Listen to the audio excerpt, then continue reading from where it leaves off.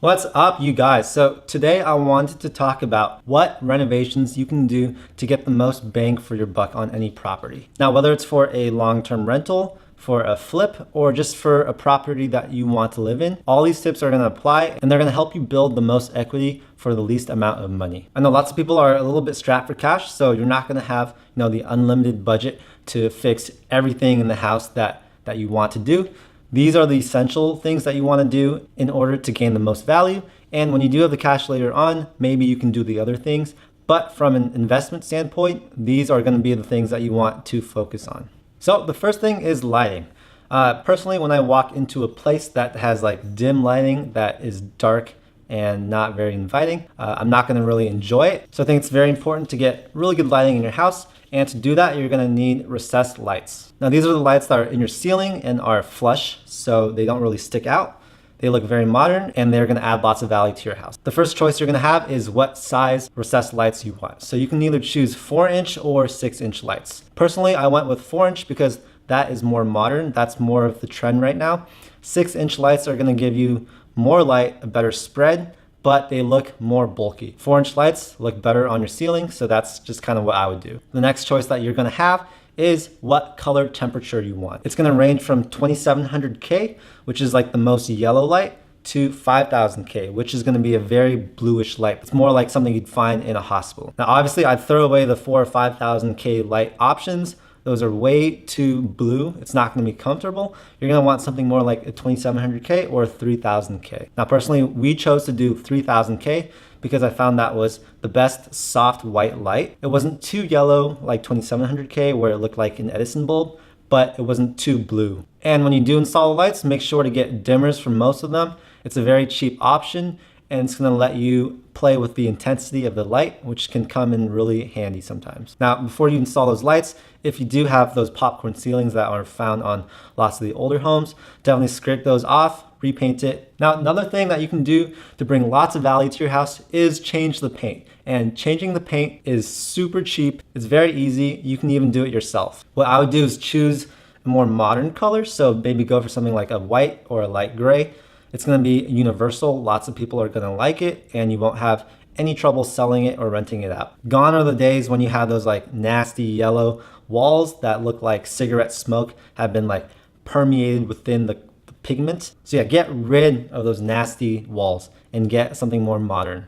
While you are painting the place, you might as well change the baseboards and add some crown molding. It's going to make your place a lot more classy looking, I think. These days, you can get those MDF crown molding or baseboards at Lowe's or Home Depot for very cheap. They range from maybe like 50 cents a square foot to $5, $10, but you can just go for something that's around $1. It's gonna look great. Once you paint it, it's not gonna matter too much. And what you can do is kind of offset the colors. So choose maybe a light gray for the walls and for the molding and the trims. Choose maybe a glossy white so it can pop. And coming back to the main space of your home, it's probably going to be the kitchen. The kitchen is probably the most important selling point of any house because it's going to be where you and your guests are most of the time. Whenever we have people hang out, we're typically right here in the kitchen or in the living room. Most of your guests won't even go to your bedrooms. So if you want to impress, definitely don't skimp on the kitchen. The first thing that people do these days is they like to make it an open concept place. So what that means is they're gonna tear down the walls and have the kitchen kind of blend in with the living room. It's gonna make the space feel a lot more open, a lot bigger, and it's gonna get rid of those compartmentalized rooms that were super popular back in the day. And now the cabinets can be either an easy fix or you can spend a lot of money. If the cabinets are still in relatively good shape, what I would do is just change out the hinges and all the knobs, the handles, and maybe sand down the surface and repaint it. It's gonna bring a whole new life to your cabinets, and it's gonna look totally different than before. I've seen lots of people transform those old school like oak cabinets, paint them, and it looks completely new. Now, as for the countertop, that can still be very expensive. It depends on what type of material you choose. We went for a quartz, which is quite expensive, but it's more luxurious. If you're doing a rental, you can definitely get by with maybe a laminate or a wood countertop.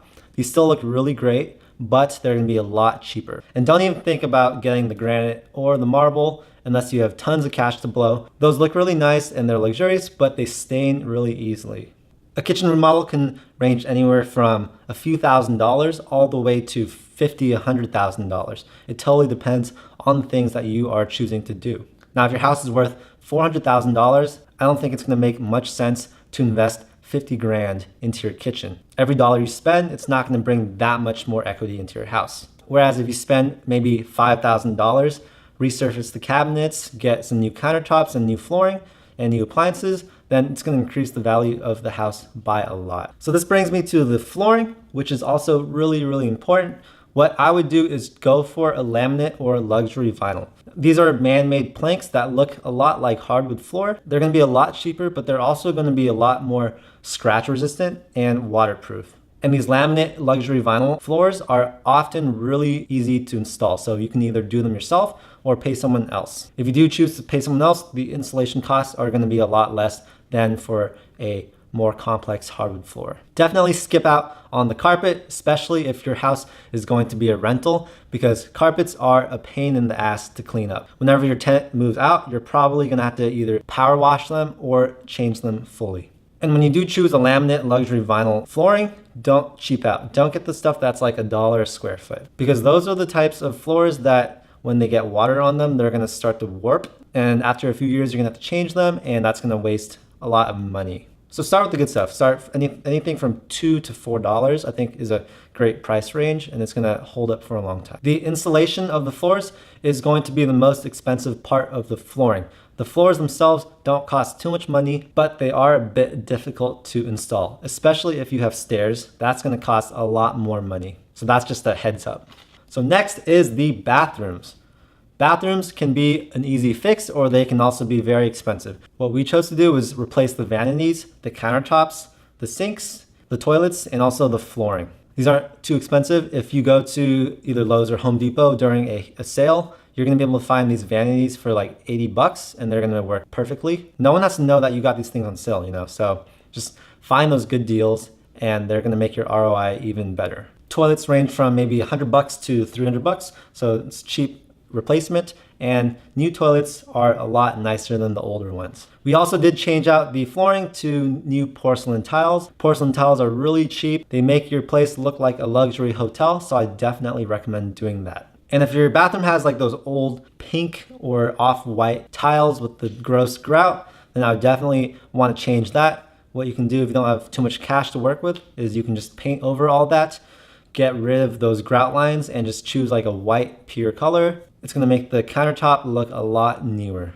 So yeah, a lot of these things you can do yourself, or you can definitely hire it out. If it's your first time doing it, I'd probably start to contract these jobs out to other people. They're professionals, they know what to do. They will do a better job than if you were to do it yourself. But make sure the renovations are useful. Make sure that they are adding value to the house and they are not too customized or too different in a sense, where people might not like it and they might not want to rent out or buy your house. So they call these the HGTV homes. It's what you see on TV. It's like that very safe, modern look that lots of people are going to like. Don't be too bold. You can add in some personality, but if your main goal is to get the best ROI, I would say stick with something safer. So yeah, thanks you guys for watching. These are things that I learned through 3 months of renovations for this place. We spent $42,000, learned a lot of stuff, and that was able to bring in an equity boost of about $175,000. So I want you guys to be able to take the same skills that I learned and apply them to your own homes or for properties that you do want to buy.